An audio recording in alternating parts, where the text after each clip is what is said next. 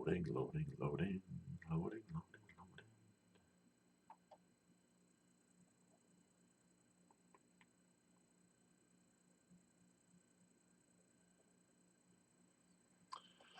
All right. Hello, everyone. Welcome to SEO UnMasked, episode number 82. Today is 6th of February in the year 2020. Thanks for tuning in over the lunch hour. I'm Garrett Groff. Steve Brownlee, and we're both from Reach Creator doing links today. We've got no Mr. Content Boy. Apparently he's in a meeting, not finding my ship. It's a shame. At least he's not on a train though, so he might finish his meeting and join us, but probably will be finished by then. We haven't got tons of news this week. Just back from Affiliate Summit West, where we didn't go for the main conference. We were just there for meetings and satellite things that were going on around the conference. I must say though, they look like they need to sort their delegates out a little bit better on the breaks. I was walking through Paris one lunchtime, and it was just rammed full of people sat down on empty gambling tables in the casino and stuff, just trying to find somewhere to sit. Seems like maybe they've outgrown the conference center at Paris, or they just didn't organize anything decent for networking pass holders to do over lunch. I don't know what the score was of that, but if any of you were there, let me know what the score was during the breaks. Was it a complete shit show, or were these people all just crazy and milling around and empty gambling tables hoping a dealer would magically appear or something? I don't know. Let me know what was going on. Yeah, for sure. Yeah, other than that, I don't know if we got any more other random news. Are you going to Brighton in April? I guess that's the really only thing coming up, other than Traffic Think Tank Live. Head down to Brighton in April. Traffic Think Tank Live in Miami in May. PubCon in October. It's probably all we're going to this year, isn't it? Maybe one more been mentioned, but 50-50 on that. I can't remember. Was he talking Tech SEO Boost or whatever with Paul Shapiro? Yeah, possibly Paul's event. Yeah, I might fly out for that. I was going to go last year. I just didn't get around to it. Yeah, his habit of having it in the winter on the East Coast displeases me, though. I feel like it can't be worse than it is here. Well, this year they've had a wonderful winter. It's been like in the 50s and 60s all winter. Yeah. Here it's been like 45 every day, pretty much. So it's not really been cold at all. Well, it hasn't. I'm not going to say that's even slightly cold, considering what you guys go through. Yeah. It hasn't even got down. It's like freezing for a couple of seconds overnight, and then the sun comes up in the morning, and there's not even ice on the ground. So we've been pretty lucky this year. And only a couple more weeks left, really. If we get to March, it's usually pretty safe after that. Yeah, it'll warm up here, and then March will probably get some snow, but it's whatever. Well, I don't know. Yeah, into the news. I don't know if everybody saw that Distilled got bought out by Brain Labs, which I thought was pretty interesting. Yeah, I mean, I guess it's the dream. Getting bought by a big VC-funded group when you run a mid-sized agency, get acquired, become part of the big boys. Everyone gets a nice big exit. They've been going for quite a while, Distilled, and from what I understood, they were struggling to expand their US offices after an initial kind of period where they had a lot of staff that had to downsize them slightly, probably just through natural wastage as clients came and gone, rather than any big news-making redundancies, because nothing was really in the news. This was all just rumors and speculation. But it seems like if this will give them the opportunity to have the reach, becoming part of a bigger group, work on some good projects, I guess. Oh, you know as well as I do. I think a lot of agencies that just focus on SEO have been having a lot of trouble the last year and a half, and even going into the future, I think. SEO is taking longer than ever to see results, especially when you start getting contracts for 10, 15, 25, 50 grand a month, where you have to sit down with someone and be like, yeah, we're going to start working. We're certainly not going to see many tangible results for 3 months. We're going to do on page and we might get some boosts there, but link building's not going to kick in for 3 months, and all of a sudden you've spent, $30 to $150,000 and seen no real returns. And then how do you justify that to somebody? But I need you to stay on for an 18-month retainer.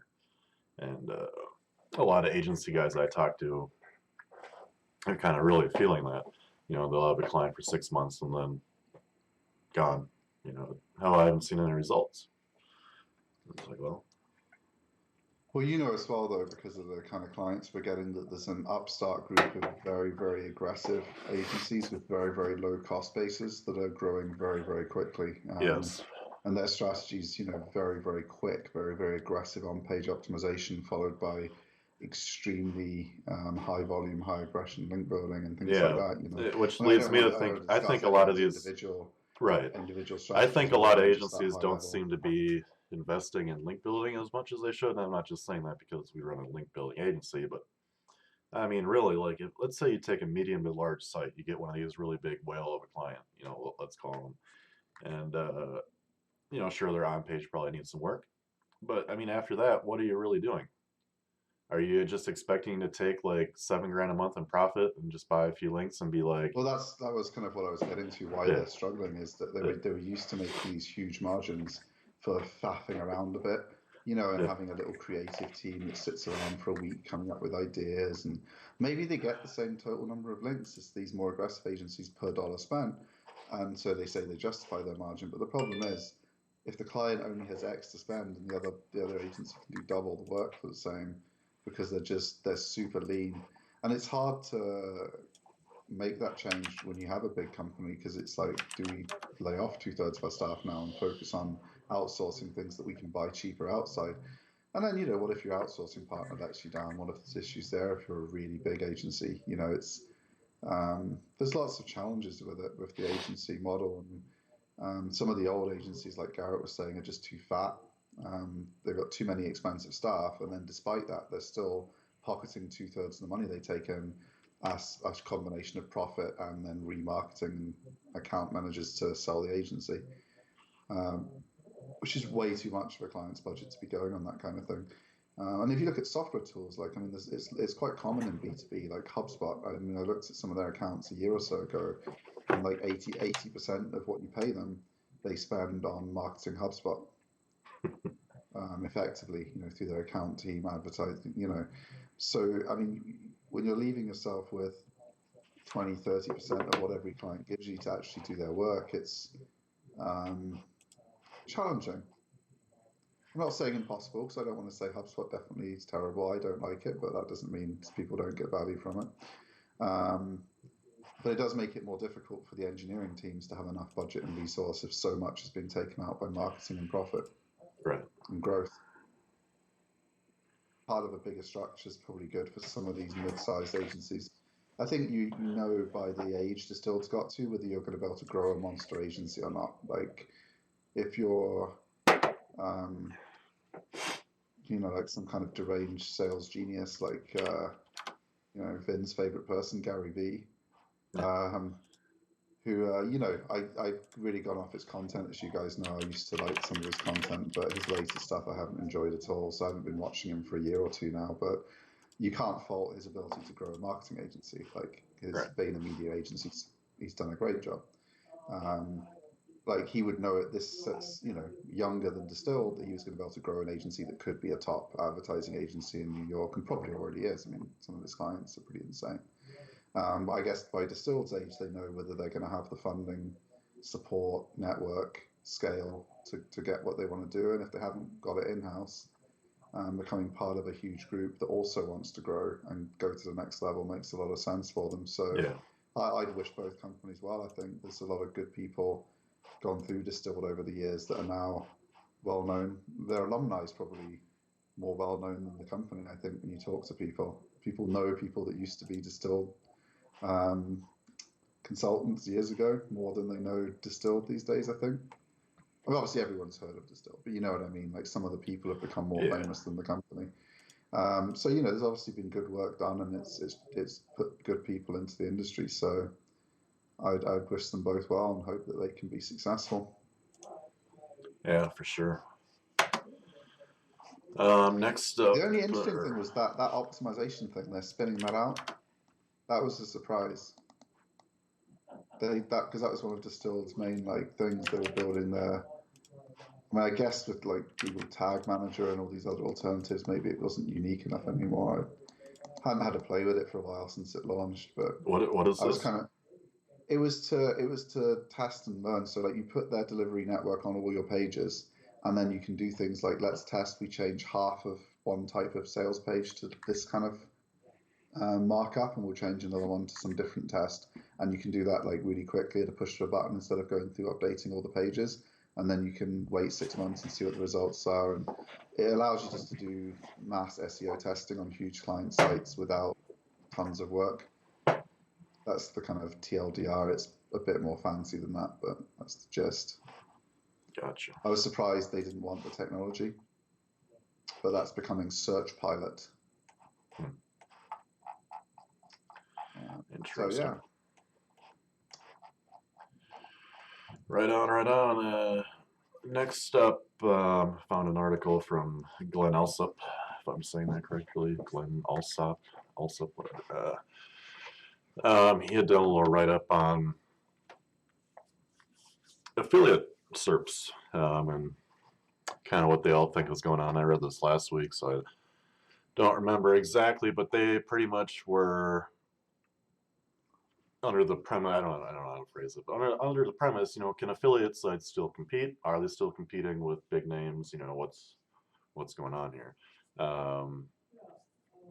So they took 1,000 different SERPs. I can't remember exactly if they were just random or how they picked them, but they saw like this first graph here for about 1,000 keywords, key phrases, whatever you want to call them. A niche site was there on the first page, I guess. Doesn't necessarily mean ranking well. 970, so 97.5% of the time. A general review site was there 75% of the time. A hyper niche site was there 75% of the time. A big news site, or I don't know what it means, a news site in general, half the time. E-commerce site about 44% of the time. And the rest are kind of irrelevant at that point. But, like he says right underneath the graph, a niche type site was present in almost every single search result. I guess it'd be more interesting to me, like then you start to get a little more granular, number of first place rankings in those 1,000 affiliate populated SERPs. We start to find that 53.4% of the time a niche site was number one. A hyper niche site had the next 21%, so we're talking all of a sudden just about 75% of the time a niche site or a hyper niche site. To me, you might as well just combine them. 75% of the time, a niche affiliate site. I guess hyper niche means like the old sniper sites, which are like just literally over best electric toothbrushes for children rather than toothbrushreviews.com. Gotcha. Okay.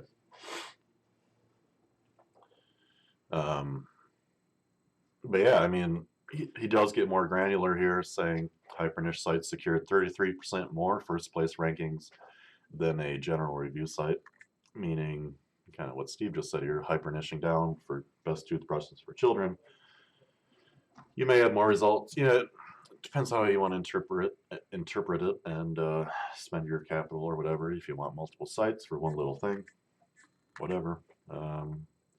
Depends I think on the benefit of the hyper niche sites, why they're popular with people, because we see some of our clients with them, they can build one of those, turn it around and sell it in 18 months, which even if you did toothbrushreviews.com, which is that's fair. It's not really hyper niche. I would say that's a niche site. You've got to build a lot of content, all the different types of toothbrushes, ages, types of tooth conditions, all kinds of content and reviews before you'd be 18 months in before you start getting some serious traction on anything. So like it might be a 3 to 5 year project before you can sell it for good money that returns on your investment. Whereas if you just do, cheapchildrenstoothbrushes.org or something, people are turning those kind of sites around in 18 months. So I think that's why they're so popular with marketers to build and produce those sites.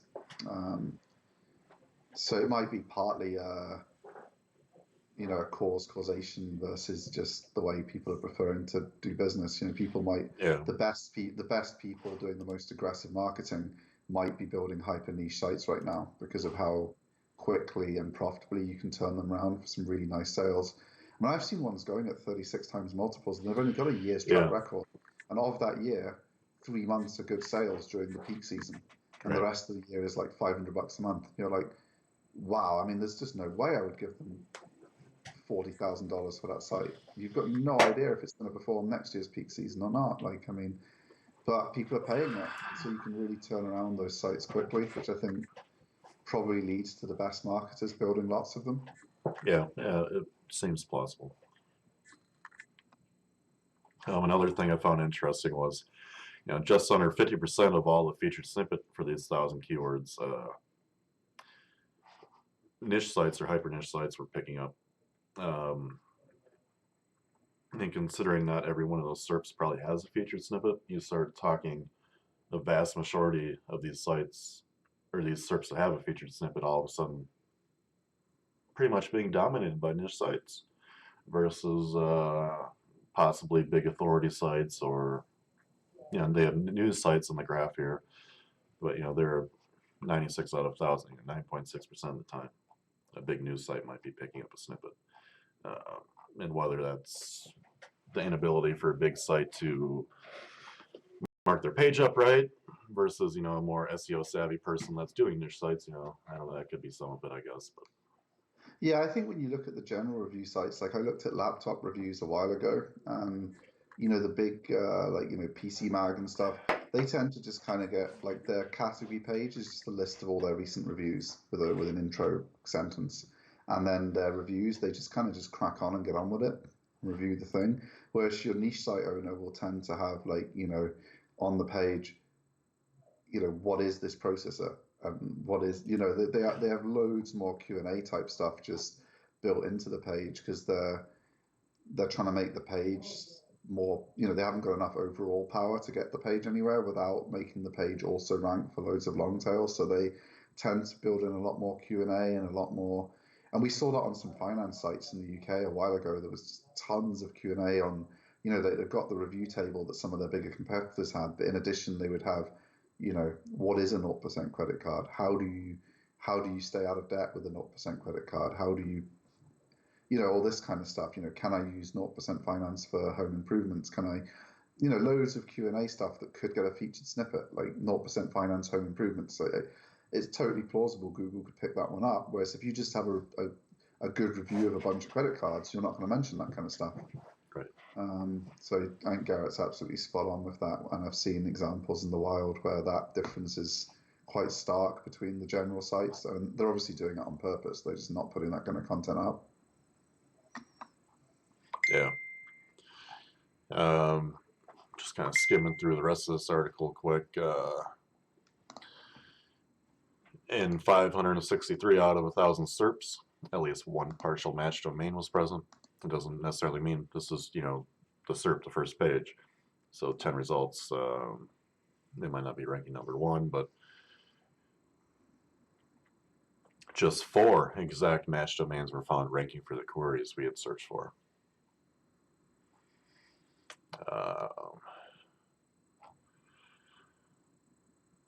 Let's see here, what else do they have in here? They did a little bit of analysis, so you can take a look at featured snippet. People who also ask, video carousel, stuff like that.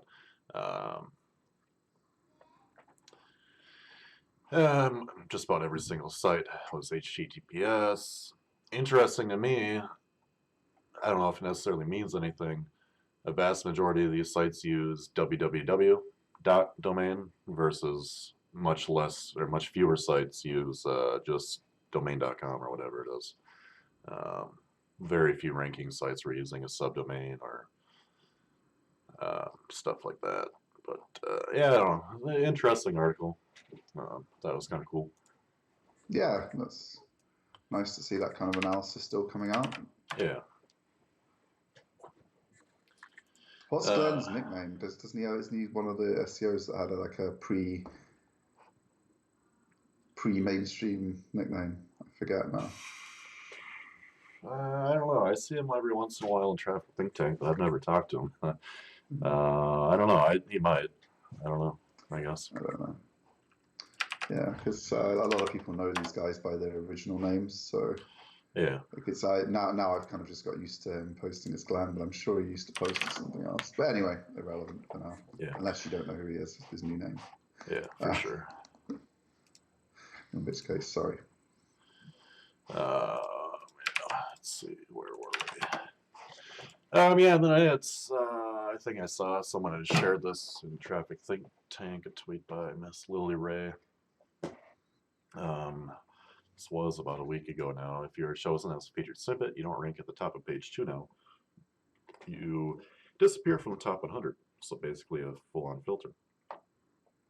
I had read through the entire conversation, and going completely out of the SERP is one thing if you have the featured snippet. But I didn't know you can do a no snippet tag. And, you might have to look at the trade-offs of each individual SERP. Is it worth more having the featured snippet? Or do I want to be organic number one? What's going to boost my traffic more? And I saw some people were playing around with that, and some were having success where they would not get the snippet and they'd get their ranking back. Some people were reporting the tag didn't work. Maybe that was just that and got re-indexed. I don't know, but kind of an interesting thing. She also had a little graph from Derek Gleason. I'm not sure who that is. This is in the Twitter thread. They saw change in page views by article. If you have the featured snippet, hardly anybody ever saw no change. You were either going to see an increase or a decrease in traffic, and it looks slightly weighing more towards you are going to see a decline in traffic of some sort.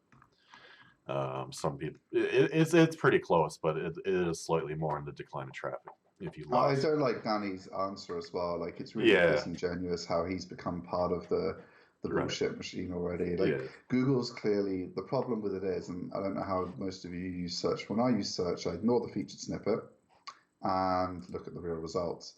And if the thing that's in the featured snippet's in the real results, it gives you a much better idea what the whole page is about, because you can see the real, the meta description that's being pulled off, and it gives you a better idea if you want to click on it or not, rather than just seeing what Google's pulled out in the featured snippet, which is often not that great.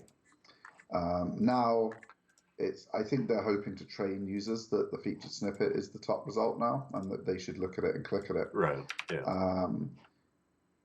Because it helps as well with that. I also saw someone say, because they're going to look at that snippet and they're going to get some information, what ends up happening is the user is actually slightly more inclined to not even click the snippet. There might be an ad on top that they'll click because they're confused. They'll see a little bit of information and click an ad to get more details, even though the ad probably has no fucking relevance. There'll be advertising snippets too as well. That's coming at some point.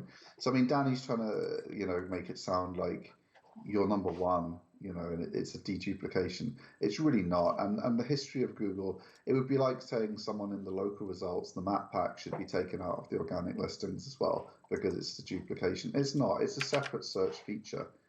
Like if a Delta flight comes up in flight search, should Delta be removed from the top 100 as well? Come on, it's a separate feature, and the understanding and the way Google's always behaved has been that if you were in a separate feature, you were also. It sounds like a good excuse for them to remove Wikipedia from page one for everything, because they almost always have a feature snippet. I don't know. I don't like anything about the answer. I think it's really shallow. Whether that's on purpose or not, I really have no idea what Danny's motivation is. I feel like he's been sucked into the machine and isn't really offering critical thought anymore. But it's hard to judge that completely fairly based on a couple of Twitter replies. So if we give Danny the benefit of the doubt and he's trying to be helpful here, I think he really needs to think about what user behavior is like, and users still expect the site and the snippet to be in the results. Well, let's be honest. He's just a liaison now. He's getting told what to say or make Google sound good or whatever the fuck and defend their position. So you know. Yeah, he's not meant to be critically thinking, is he, anymore? No. I guess it's not his job anymore. Yeah. I mean, fair play. At least he answers stuff. I mean, I don't. I mean, I think it is a filter. I think it isn't wrong or confusing. I think it's confusing to users who are used to separate features not removing things from the search results. To have the separate feature suddenly remove things from the search result feels wrong and confusing to me.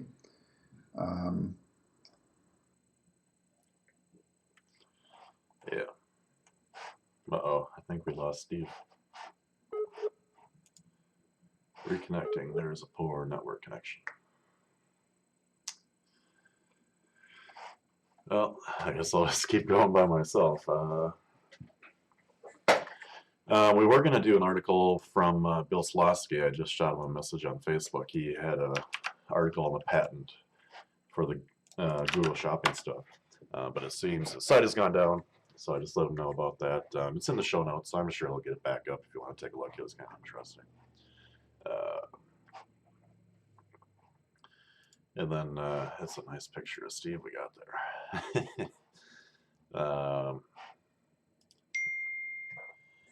Anyways, and then the last one I had was Mike Blumenthal had an article out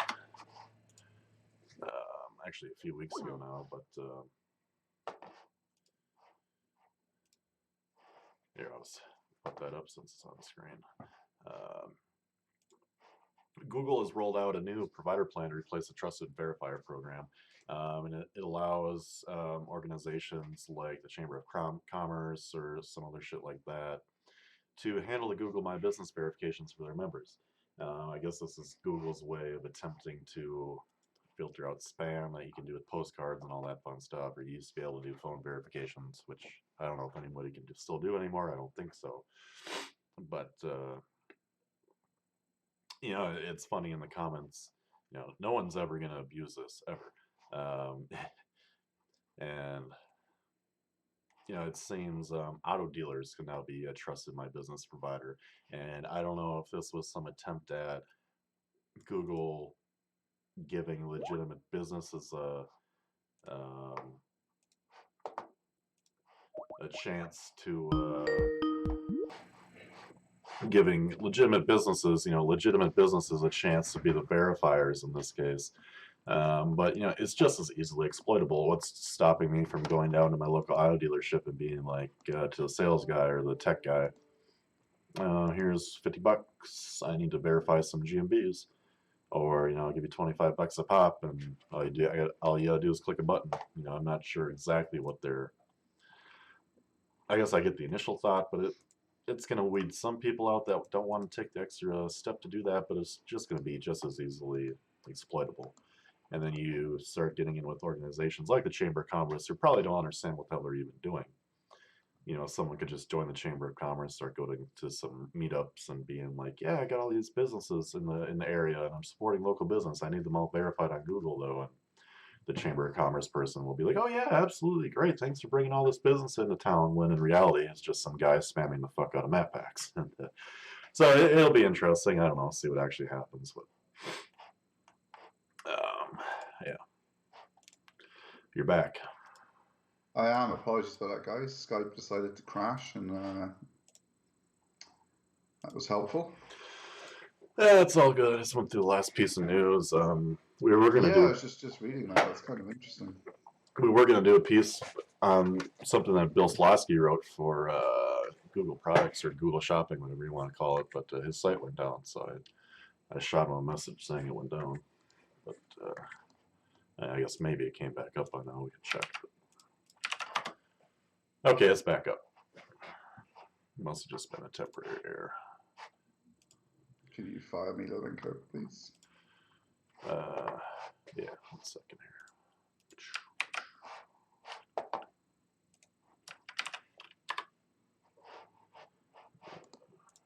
Oops, it's send. I don't think so.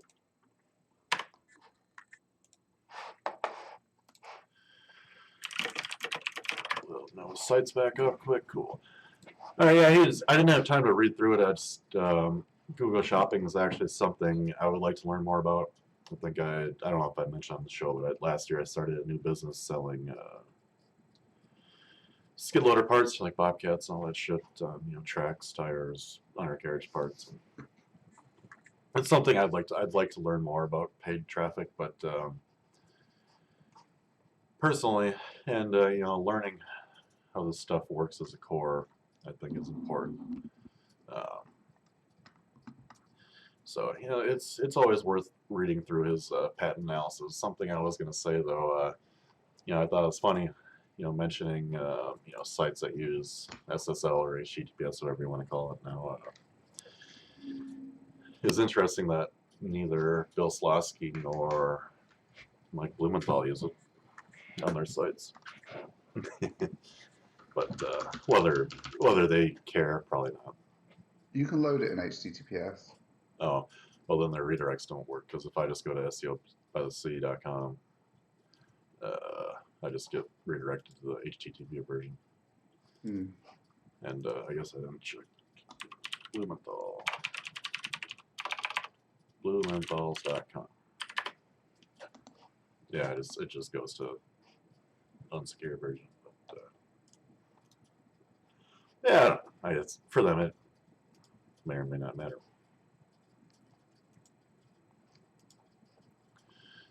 But yeah, I don't know. That's pretty much all in the news this week. No real main topic. We talked about the January update a couple weeks ago, correct?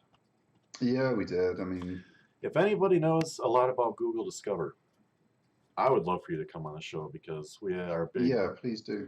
Our big healthcare site, and I've been talking to some guys in Traffic Think Tank again this week. The rhyme or reason that you get into Google Discover, you know, from all the research I've been reading in articles, and there's not a whole lot of detailed stuff out there, but basically the idea is if you qualify for Google News, you qualify for Google Discover, but it doesn't necessarily mean that you get into Google Discover, you're into Google News, obviously.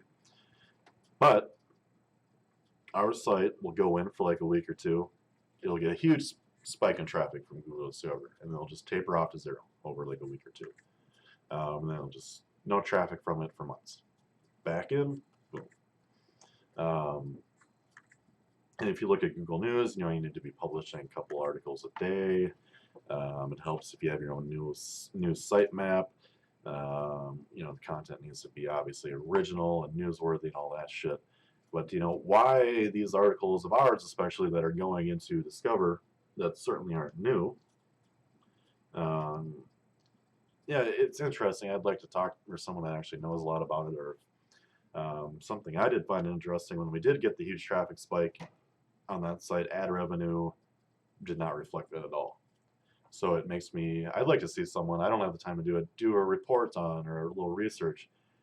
You know, I always think back to StumbleUpon. I loved it. I used to love going on there all the time, just go down rabbit holes, researching shit or learning about random shit. But the traffic that you get from StumbleUpon or Discover, it doesn't seem, in my very small data set, obviously, it doesn't seem to be converting to ads as well. Ad revenue was basically unchanged from the Discover traffic, so I thought that was interesting. But maybe people. I guess it makes sense. Like if someone searches for, you know, like best lawnmower, but if they see an article on the lawnmower review site about, you know, how to keep your grass green during autumn or something, they're not in the same, you know, value to the advertisers or likelihood of clicking ads, or they're just kind of interested in the article and then they go back to discovering something else. Baby came in and she said, a friend of mine used to get lots of traffic from StumbleUpon, but it was shit. Well, it makes sense because you're just clicking around when you're on there. Yeah. You're not buying things. You're not even no, reading everything. I guess I don't click a lot of ads in general, but when I was on StumbleUpon, do I want to read about this topic? Nope. Stumble. Oh, I'm going to read this through. Okay, Stumble. Or maybe, you know, like it so the engine can start learning about what you want to read. Yeah. So, yeah, then we were talking about the other day, is it even worth going into Discover on purpose, investing resources, time, and probably money to get into Discover? I mean, you're getting traffic, but it makes you no fucking money. What's the point? Yeah, so anyone who's doing well on it, come on the show.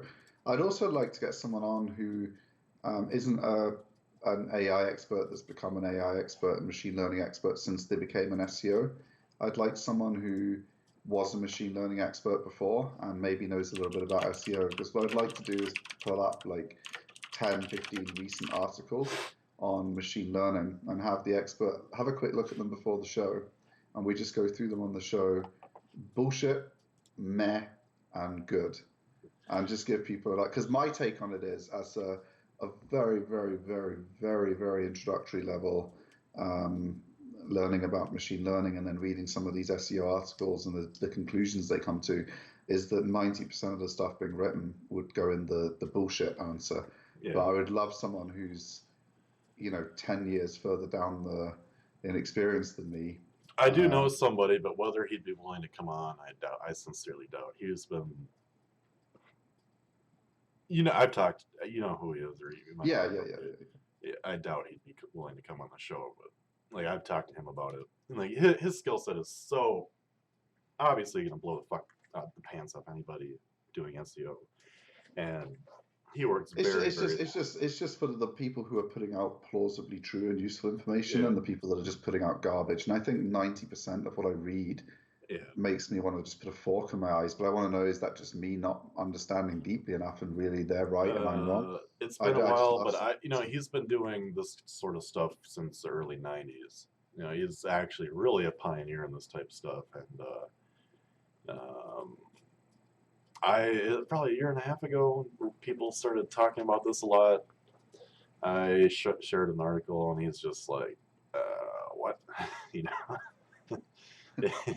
Yeah, and like just as someone who's just starting to learn about it and have a play with some of the tools, I have that reaction, and I'm thinking, this is stuff that's being put out by mainstream experts in SEO, and I think it might be mostly garbage, and it would be just good to. It would be good to have an episode of the show where we talk about that, because I think Garrett's right. It would be good if we went down that kind of direction where we do some specific topics and really have some good guests on and talk about something where there's a headline for the show, like SEO UnMasked does Discover, SEO UnMasked does AI bullshit in SEO. Where we really cover a fun topic well, because we love talking about the news, but it has the habit of being really the same every week. There's a couple of changes on Google, and I'd rather do 2 amazing shows like that a month that there's some research and planning for than 4 quick shows like this. So I think you need to finish your hacked link. I mean, Nish had a case study. Oh yeah, I got kind of bored of that because it's just the same for all of them. Like they do well for a few months, and then like 9 months later they're shit. And we've seen that with people who, I've gone back to them. Like we lost a lot of our really small clients to hack links. God, what, 18 months, 2 years ago, whatever, when it all started coming back. And I've been going back through the old client list just to connect with people again. And the number of people that have just completely destroyed their sites is, after leaving us for these cheap, amazing hack links. Right. And read the BuzzStream article from the previous show, or just search BuzzStream hack links. Is BuzzFeed, isn't it? BuzzFeed? Yeah, I'm pretty sure that's who did it. BuzzFeed hack links, yeah. So I get confused between all these buzz this and buzz that sites nowadays. But yeah, if you just search for that article, it goes into a lot of detail about what was going on specifically. But we lost a lot of people to that because it's so cheap just to hack a link onto a site versus do real work. Right. And you go back to them, and of course, not only now do they not want to spend the extra money on links, they can no longer afford it because their affiliate site's been completely destroyed. Because, So Google is slow, which is why these things work, because you get short-term results. But then they've got nothing now to show for it, and they can't afford us anymore because it's too late. So there's loads of people I just can't even speak to them again because I look at their graph on Ahrefs and they've got like 27 visits a month, and they used to have 50,000. It's like, oh boy, I'll just send him a quick "how are you doing" type email rather than "are you ready to do another order?" If anybody's looking to buy a new computer or build a new computer, I just got an email from Newegg. They have AMD Ryzen 5 2600 6-core CPU on sale for $109, 45% off. Which I have a Ryzen 5. I built this computer coming up on 2 years ago, but fucking plenty fast. It's so much cheaper than Intel. At first I felt bad that I left the Intel fanboy club, but God, so fast, so powerful and cheap. It uses a lot of power. Like this new laptop I bought has a Ryzen, and the battery life's terrible. Like this is like the first time I actually have a complaint because my laptop only lasts like Yeah, a whereas little. the Intel Core M chips, the mobile chips, are phenomenal. I mean, Yeah, I this mean, my old Surface Pro 4, it was the solid state drive that well, even the decided i5 and to my develop MSI problems. laptop, I'm sure it's a mobile version, but still, it's like I can get 2.5 hours of that, and I always have it on high performance. This laptop, maybe 75 minutes. Not great. Yeah, yeah. Well, the uh, Intel Core M chips that are mobile yeah. optimized, they'll Okay. run for like eight Yeah. to 11 hours. I mean, that's But on a I mean, yeah, fast. that's a good deal. I just saw it in my inbox here. But yeah, yeah. For your desktop, who I cares? I can't mean, like, remember. I think I had like a 3100, not the 2600. But I mean, really, like even in Screaming Frog, like I fucking run it like 100 fucking threads, and that's the only way I can max the CPU out. So it's like I don't know why anybody needs anything fancier than that anymore. It's yeah. just crazy. Well, I think these days you should be moving your Screaming Frog to just a cloud box that you Oh, spin right, up, just overheating your own CPU and burning your own hardware for that yeah. seems like a. But yeah, I mean, for home, I mean, I have an old i5 still. Yeah. I mean, this was a And cheap considering I price. haven't even overclocked this thing yet, it's all still, I haven't touched anything. It's all still just out of the box. So, Yeah, you just don't need the power these days you used to need. no, it just seems to need more RAM than anything. That's because of the prevalence of things Yeah, like what's it called that everything runs on now? The not, Electron. yeah, well, I was going to say Atom. Like, nah, it's not fucking Atom. It's something like Electron, yeah. Electron's kind of ruined memory use. Like you have a few Electron apps up and you that. need Yeah. like 8 gig of RAM. So you don't really need 8 gig of RAM if people wrote software anymore. But then you've got to blame the developer toolkits that existed, like GTK and Qt and Yeah. all these other cross-platform tools. They just weren't good enough, and Electron lets people just quickly deploy their web apps to a native app in minimal effort and solved a problem the others just weren't quick enough to solve. So I guess it is what it is. We're stuck with it for a little while till the next generation. Things like WebAssembly will help, I guess. Yeah. When that's fully adopted and working, because that'll allow people to build much smaller apps with better memory footprints than Electron. But for now, we're stuck with what we're stuck with, I guess. For sure. Yeah. So yeah, if you've got any other ideas for topics or any guests you'd like to introduce us to do a topic with, just let us know. I'm at ST Brownlee on Twitter. I don't know how Garrett would like to be contacted. You can message me on Twitter at Garrett Palato. I don't go on there a lot, but I will get I'll read it eventually. Or you find me on Facebook, or you can email me, whatever. I don't know. But yeah, It so emails me when someone sends a message on Twitter, so then I'll check. Yeah, so just let us know if there are any topics or experts you'd like to get on to do that kind of new format show. Because I think I would like to move to at least 2 shows a month that are a little bit more researched, and maybe just move to, if they're more successful, just 2 shows a month, and give you guys some real depth on some topics and have some really good discussion. And even if some months we can only get one really good guest, that's better than just having a show for the sake of it. So I'd like to try it out this year and see if you guys enjoy it. Obviously, if you prefer us just insulting people and doing round of the weeks in the news, then we'll go back. But I think there's a lot of cool topics we can do this year. I guess I could do an update quick. A long time ago, I said I was going to do a case study on our links for the realsoycandles.com. And yeah, didn't really have a lot of time to work on it. The site is not optimized well. We did have the team build some links to it last year, and then we just stopped. But here, I'll put Ahrefs on the screen. I think we really only built 80 or 90 links to it over a good chunk of links, but we weren't spending a lot of money on them. They were all kind of cheap. They weren't super focused or relevant all the time. You know, Yeah, they nothing's weren't. They were if links you that would have been like ones that we wouldn't sell to yeah. clients. Like, so we were just using spare opportunities I that mean, you weren't can good see enough to here a lot use. of these links that we built are not that DR is super important. A good chunk are under DR 15. A Yeah. vast majority are under, pretty much everything is under DR 50. You know, very few are even over 40. There's like 8 links here that are over 40. But considering that the site's just been sitting, no changes have been made to it. You know, we're number 9 now for soy candles, 11,000 a month. We're on page 2 for woodwick candles, 23,000 a month. How to make candles, you know, an informative page that you're probably going to monetize with ads or really get your funnel down to get them to be buying candles, you know, 16,000 a month.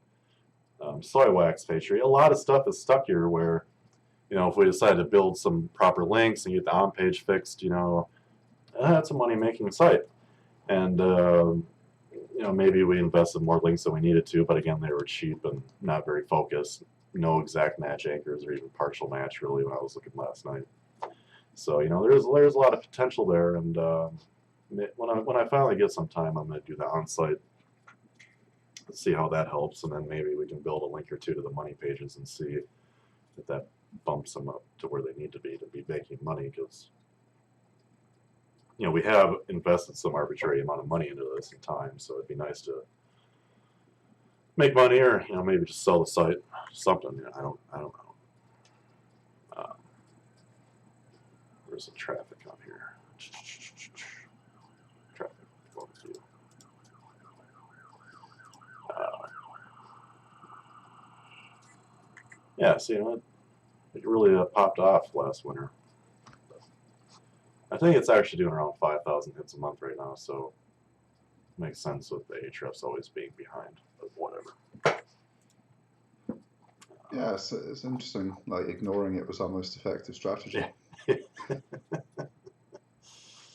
I think age is important. I mean, we Yeah. have Jared on the show now and then, and he shows graphs of some of his old sites where there's big jumps at 1 year, 2 year, 3 year. You know, it's almost like clockwork. He gets these jumps at age marks over and over, and I think he's right that there is an element where for broader sites, age to be an authority site in a general sense, you do need to age as a bigger factor. I think for some of the hyper niche sites, we're seeing people achieve success much more quickly. So it's kind of interesting. I don't really know where the line is because you see both sides of the coin in the wild. And obviously, some people building these hyper niche sites, you know, we see their most successful ones because they ramp up the link building and get ready to sell it. But one guy I was chatting to, you know, he'll start 5 or 6, throw a little bit at them, and then he'll double down on one, and that's the one he sells in 18 months. So if you were an individual who only had the time to start one of his 5, and you did loads of work on it for a year, I guess you've only got a 20% chance that it'll be the one that he would have made his money on. So I don't know if that's what everyone's doing that's doing the hyper niche sites. They're just trying, you know, always churning loads of them, or if he's an outlier, or what the general strategy is. But you know, people, it's probably you know, there is a selection bias when you just look at the winners. You think, oh, this hyper niche thing's winning, but maybe there's like 800 times more of them being tried by marketers, and so obviously you see more of them win in the end just because there's so many more of them being tried and worked hard on. Because I don't imagine he would start 5 broad authority sites and try and rank them every single time he starts the cycle. Whereas doing 5 hyper niche ones is easy, so maybe that's, you know, I don't know. That's just a thought as well I had. It probably has some effect on it. Because there's lots of courses about building these hyper niche sites out there now and stuff. Yeah. A lot more people doing them. For sure. Anyways, I think that pretty much wraps everything up for this week. Yeah, thanks for joining us in your lunch hour. Hopefully it was a good show, and hopefully you've got some ideas for some cool guests and stuff. Be great to get some help with that. Obviously, we'll try and line some up ourselves too. Get you guys some really good content on some fun topics. For sure. All right. Don't forget to what did people say? Like, subscribe, and share, and we'll see you next week. And hit the bell for notifications. Ah, See you next week.